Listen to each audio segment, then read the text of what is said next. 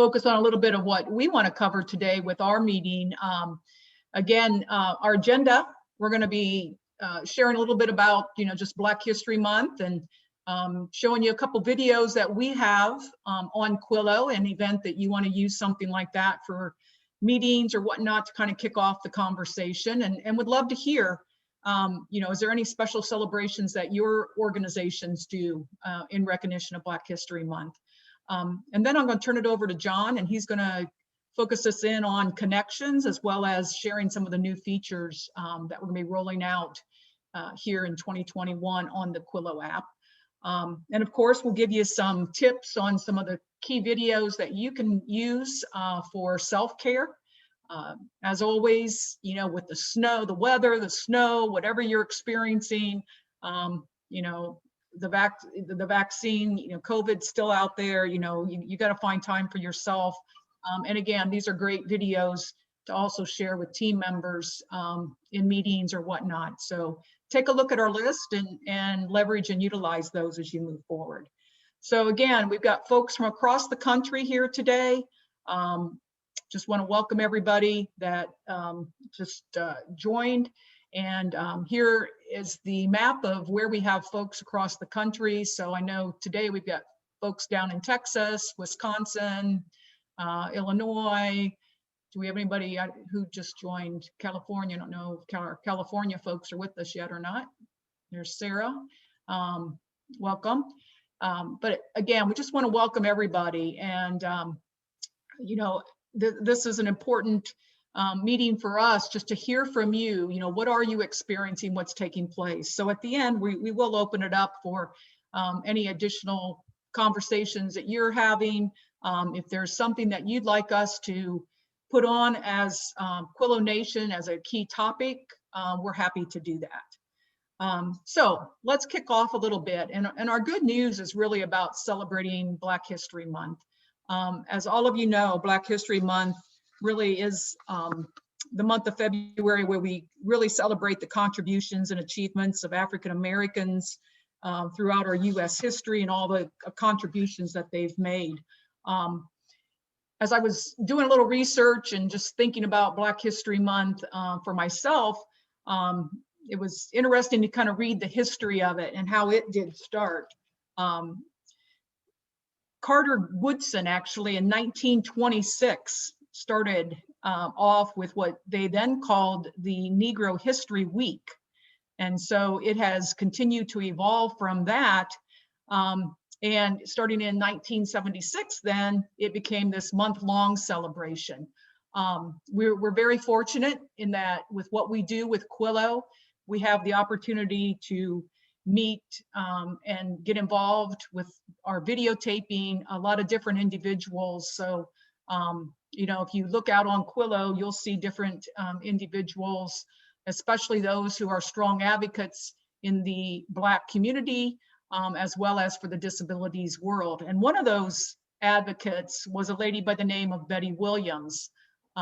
Unfortunately, she did pass away. What has it been, a couple years now, John? Yes, it was December 3 years ago. 3 years ago. Wow, time does fly. But Betty was one of the strong advocates we had here in the state of Indiana. And she often was a strong voice, a person who, would share her experience. And, if you watch some of her videos on Quillo, she'll often talk about how she had 3 strikes against her, one being Black, one being a female, and the other one having a disability. So with that, I'd just like to share with you this particular video because she just talks a little bit about the importance of honoring Black History Month. Hello, my name is Betty Williams, and the reason why I think it's important to celebrate and appreciate Black History Month is because we don't always get to read or find out about Black history unless we're looking for it somewhere or we're trying to find out information. And that's one way we find out about people like Rosa Parks and Martin Luther King and people like that who affected our lives in a lot of different ways and affected people by using their life to speak up and to help people understand how important it is to appreciate life and appreciate Black history.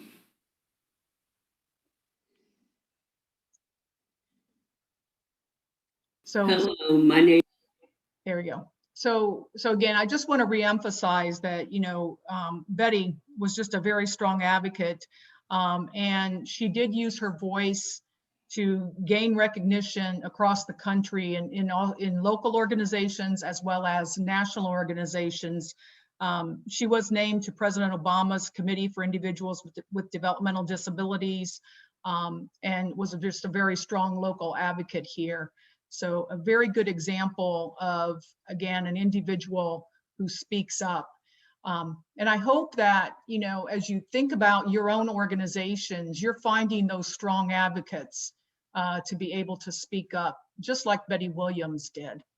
The next video is actually one that we created for, of course, Martin Luther King Day, but we found it very appropriate, especially for this time as we celebrate Black History Month. So let's take a moment to reflect on this particular video, which is Remembering Dr. King.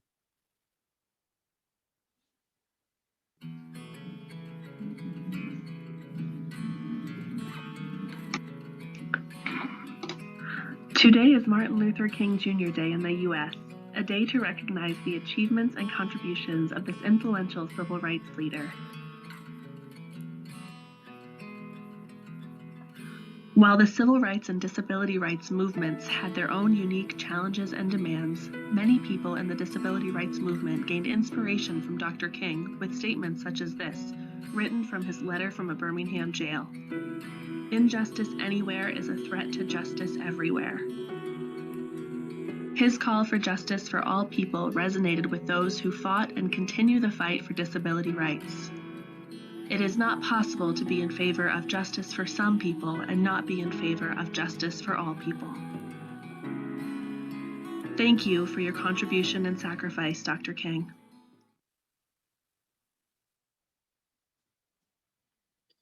So again, another video that is available on Quillo, just and as we celebrate and recognize the achievements of African Americans, those are some that you can leverage and utilize in what you do.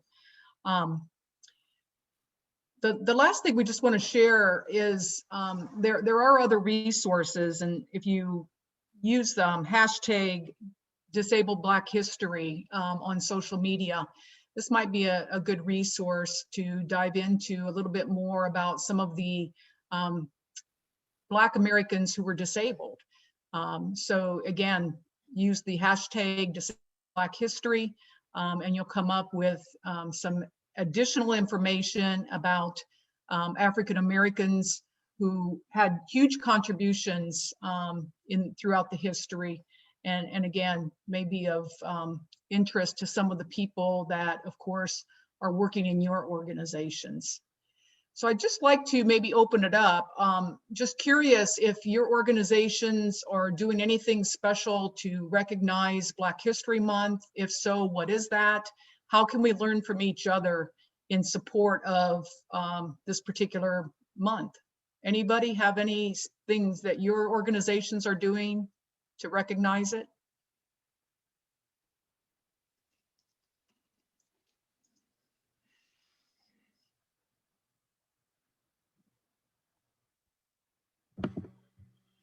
Our communications person has done a lot of social media posting. I noticed yesterday we posted one of our advocates who's passed away, probably around the same time Betty did, was the first advocate to win the ARC of the United States Self-Advocate Award, and she posted a picture of him with a quote. So we're recognizing it, probably not as much as we could. Yeah. Yeah, it takes a conscious effort to pull out that and recognize those folks. But kudos to your organization for posting and doing those type of things and recognizing that. I think it's also Just a important quick, oh, go ahead, John, sorry. no, I just wanted to share a quick shout out to, while he's not on the call, but Thane Dykstra, the CEO at Trinity, is often sharing with me his thoughts of reaching out to their workforce, which has a very large percentage of folks African American. And we were talking one time about how he had talked directly with staff about the issues of violence in their communities, and remembering that many of his workers in the south side of Chicago and throughout the state of Illinois experience violence at a level at home that they come to work and perform just marvelously, including through the pandemic, even though they live in some very difficult parts of their community. And so as we think about this, it's not only celebrating the heroes of Black America, but also recognizing our own workforce, some of whom are African American who have come to this country recently. It's a lot of people that we depend on. And that sort of sensitivity from a leader is, I think, one of the reasons why people that work for Trinity find that experience so meaningful. So please pass that along to Meredith, because that conversation really resonated with me as somebody who's very much aware of the people that work for him and they depend upon. So, and of course, I mentioned to him he needs to do a Quillo video for that because he's so good at them. So, okay. Great. Thanks. Okay. Well, let's move on. I'm going to turn it over to John, and he's going to lead us through the discussion regarding the power of connection. So, John? Well, and I really didn't plan that. Really didn't plan that to happen that way, but it's a nice segue. As we learned about a CEO like Thane that is connecting with his staff, it's that folks are people getting to know them and feeling they're part of something bigger than they are.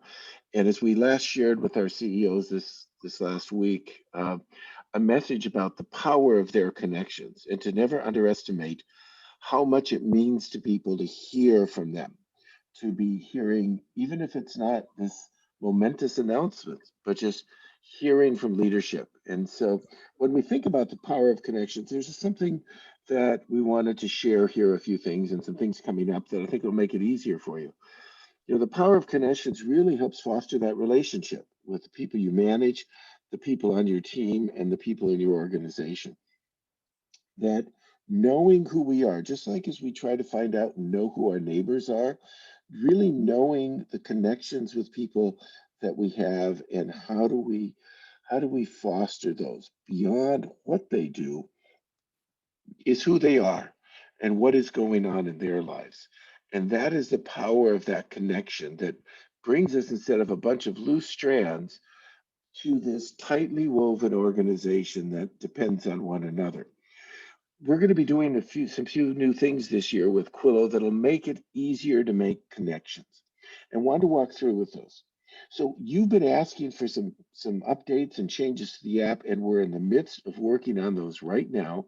And we want to share some of those with you. And we're really excited about being able to do some of the things you've asked for and do some things that Quillo didn't allow us to do in the past. So the first one is, we were often asked is there a way to go beyond just sending one message to everybody in the organization? And is there a way we can target subgroups of people or smaller groups of folks to have more specific messaging for them? We are going to be introducing Quillow Circles. A Quillow Circle will be designed for within your organization. Anyone can create a circle and invite other co-workers to join. And those co-workers will become a circle within Quillow. They will still get all the other information, both from us and from you, but any managers can create an unlimited number of circles, and staff working in a site or a setting can do that. And it becomes a private communication just within that group. We were often asked, can we pick a group and create a group of people who've just joined the organization in the last 60 days? Can we create a group of these folks that work in a residential setting that is a segment of our organization that we really want to recognize, help, and do that? The answer is now going to be yes. And those circles will give you the ability to send unique video content to that group that is tied to them, or pull from the Quillow library and do a whole series just for that group. And it is just shared within that circle. Everybody in that circle will also get a notification on their app when there are new messages in their circle. So they may be in a circle around employment. They might also be in a circle around a group of people that they support in their family homes that they've been put together. Could be an example of just a circle of folks that are on your midnight shift that you want to be able to reach a subset of folks. That circle can be ongoing, it could be short term, of the ability to do that. And the circles are a unique new tool that will allow you they can share among themselves and um, create content that is unique to that subgroup of people. It can be a few people, 4 or 5. It could be a much larger group that you want to engage around a very specific topic or a set of responsibilities. And so we're excited. People have been asking for this. We think it's going to be a great addition to what we do. And there'll be a simple way within the app to create that circle. The app, as we begin to develop, is also going to look a little bit different as we do it. This new look, again, people have said, is there a way we could make this look a little bit different? And here's what the new app will look like. Instead of your daily focus and then the choices all underneath it in the 3 categories, you will get the daily focus, which will be on top, which will again come from Quillo or from you. And you'll see right above the daily focus, you'll see these circles. This is showing that, in my case, my app here, I'm in 2 circles. And that is the circles that I've chosen to join or I've chosen to create. If there's a new video in my circle, I can just tap on that circle and it'll take me to my circle and be able to see that. And I'll be able to go back to my regular Quillo feed. Instead of going through the 15 choices, you will now scroll down for content. So you'll run your finger up, much like you do on YouTube or other social media that people may be more familiar with. And we will be sharing these within the same themes, but also adding in the ability to look at life course domains as a way of looking at all the differences of how people do this, but still remaining to look at the ideas of shared experience, learn together, and take a moment. One of the other key features that we've been asked for is the ability for a staff member. So perhaps Joe sees a video that he knows would be really good for one of his colleagues. He will be able to hit an envelope and send that via email to a coworker and say, did you see this video on Quillo? I thought you'd really like to look at it. If they haven't signed up yet or they haven't logged in for the first time, it's a great way for a coworker to do this. A manager could send this to his circle. They see a video on a daily focus that is particularly relevant that they want to get around to everybody. They could send it to one of their circles that we're able to do that with. So we think that's going to be a great way. They cannot send it outside of your employee list on the app. So they can't send it to their cousin Ernie in California, but they can send it to anybody that works within your organization that is approved to be on the app. The last thing you'll see with the new version of the app is we've taken out the consumer profile section. While there are some folks that really like the concept of it, people found that it was too close to some HIPAA considerations, and so we haven't used that. Doesn't mean we won't bring it back in the future, but we use some of the space on the app for that to help make and manage the circles as we're doing it. So those are some of the big changes that'll be coming. John, that And we actually think they're really going to make. Sorry, Okay. that actually ties in. There was a question from Jenny in the chat. If the messaging within the groups within circles is going to be HIPAA compliant. Yes, we asked that within our lawyers to share this, and because they are folks working within the organization, and it is only within the organization that you are sharing with people that are authorized to be able to share information. Now, again, as we roll this out, we're going to urge people not to put in health information, information about people's medications or what they're doing, but more as an internal sharing, and it is a closed system with people that are authorized to have access to information. We do always want people to be vigilant of what they put on there. And again, it's all video, it's not sharing files or information. So it again, just like Quillo messaging coming from leaders, um, it is designed not to be sharing privileged information, but just sharing that things that would help people as they do their job. Good question, Jenny.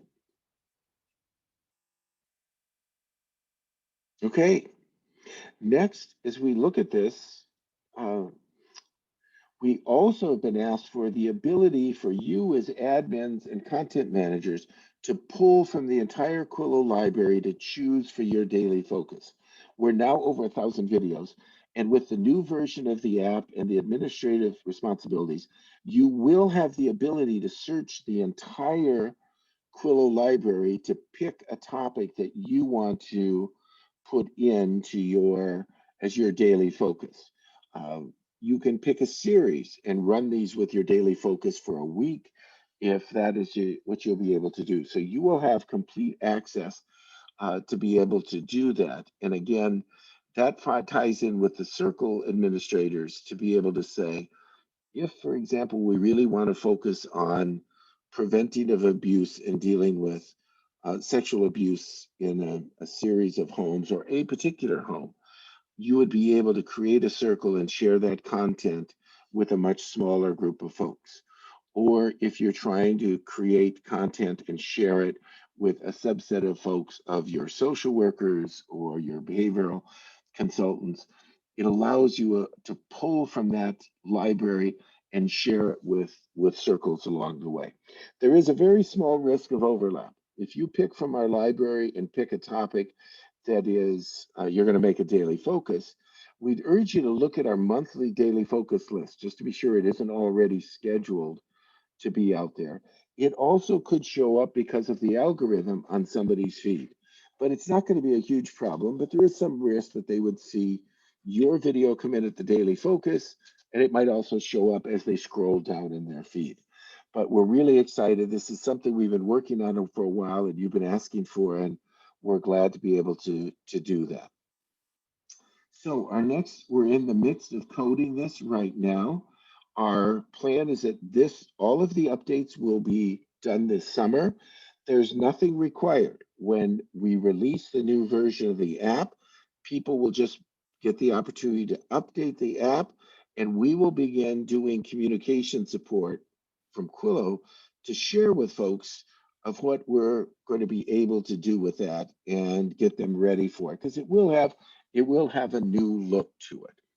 One of the things we're also going to be working is once we launch it, is look at the database and our dashboard to see, are we giving you the right information to see on utilization and what could we recapture? So in the end of the summer, we're going to be redoing the dashboard, and we'd like some folks that would like to be willing to be on a couple of calls that could help us refine the dashboard, how it works, and what we can do to make it more meaningful to you along the way and make that available to you. So we'll send out an email after this is over to everybody on the call and those that aren't on the call, and just asking folks to be part of a couple of focus groups to help us make the dashboard as meaningful as it can be for you along the way. So we're excited about these changes and glad to ask any other questions along the way.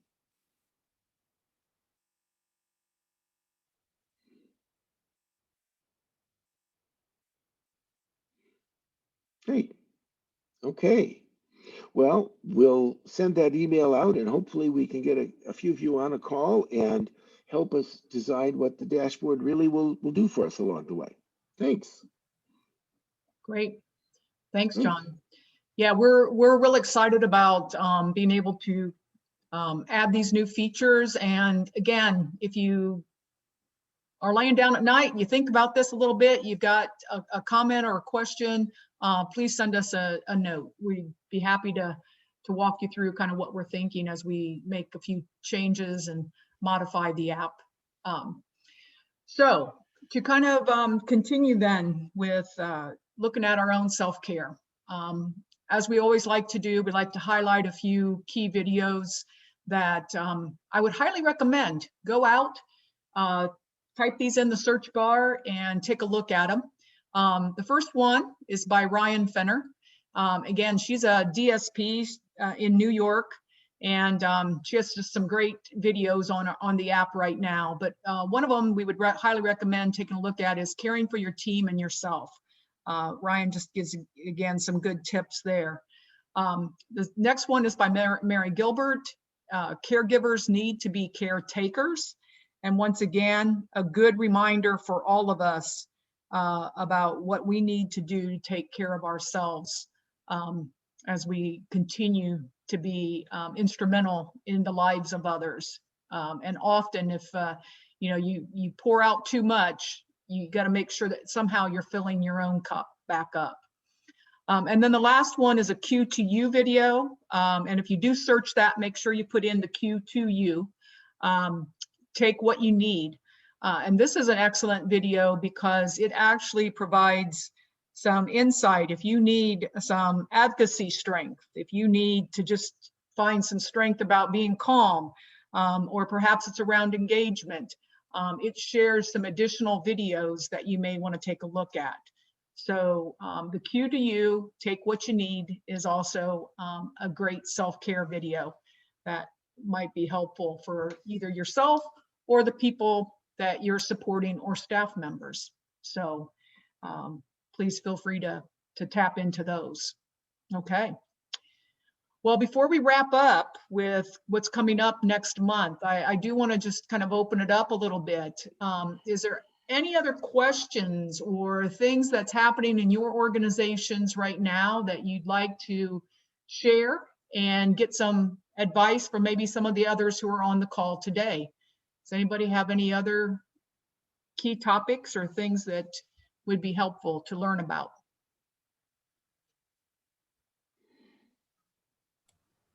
We got our vaccinations going well. We got things moving there. Great. Okay. You know, Dr. White, I'm trying to get used to that, or she used to be Dr. Golden, did a series on working with folks with dementia. And we got some of those in right before her baby arrived. So she and her baby are doing fine, but it was a really interesting series that she did. And she actually, there'll be quite a few more coming when she gets back off maternity leave, but they're very helpful. Great. Thanks, Dave. We look forward to seeing those and getting those out there on the app. So excellent. Anything else? Okay. Well, as we look ahead, the month of March will be coming upon us pretty quickly here. And there's definitely a lot going on in the month of March. So just to raise your awareness, it is Disability Awareness Month, as well as Down Syndrome Awareness Month. And on March 21st is World Down Syndrome Day. So again, those are some of the key themes that are taking place for the month of March. In addition, Quillo will be celebrating its 3rd birthday effective March 1st. We actually launched 3 years ago in March. So I just have to say congratulations to Quillo and all the team, as well as to all of you who are out there using Quillo.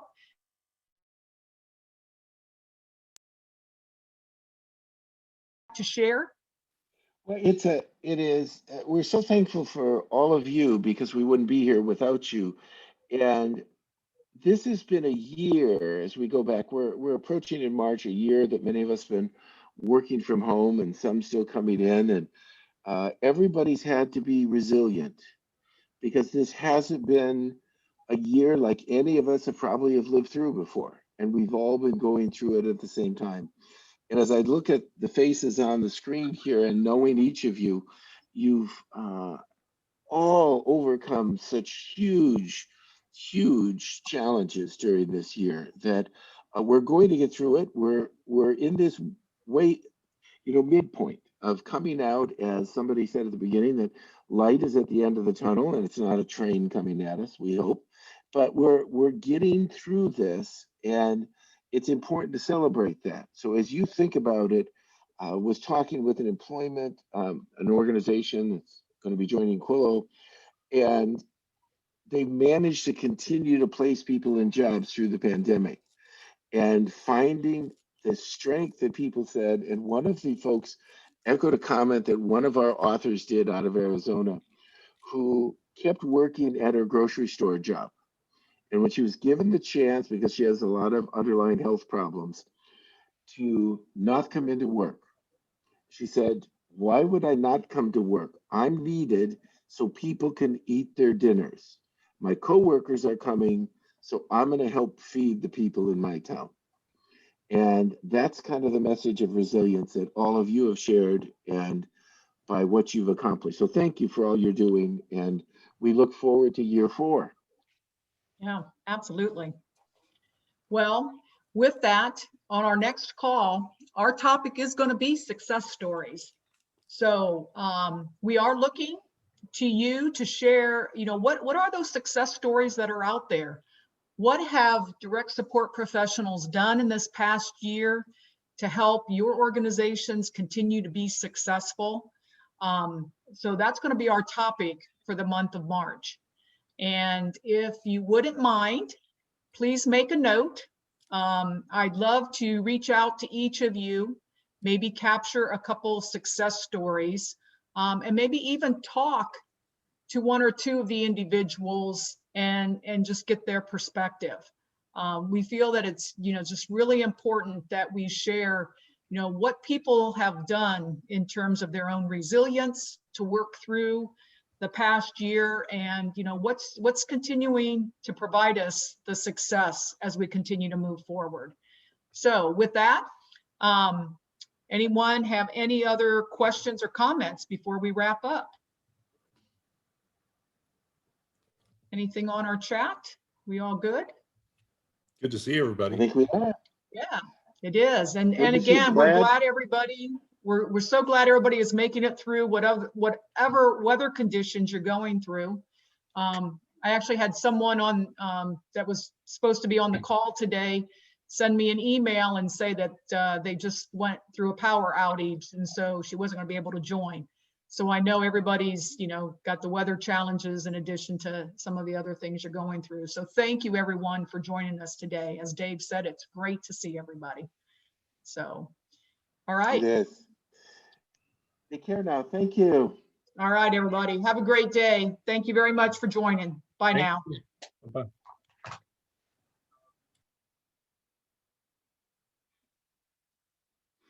Okay. And if Joe, if you could stay on for just a few minutes, that'd be great.